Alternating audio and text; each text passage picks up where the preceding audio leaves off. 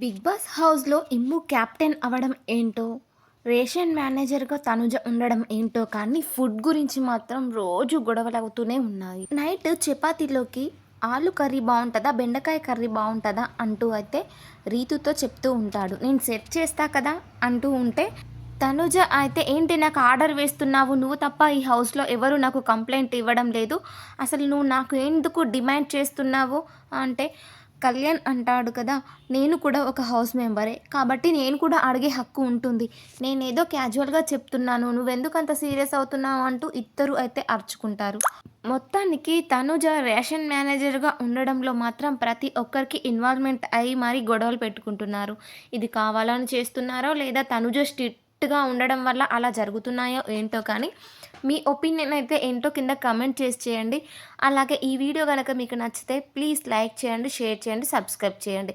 అలాగే ఈరోజు ప్రోమోలో అయితే మనం చూసినట్టుగా వీళ్ళిద్దరి గొడవమైతే ఈ ఆలు కర్రీ అండ్ చపాతీల గురించి మాత్రమే అవుతుంది అనమాట.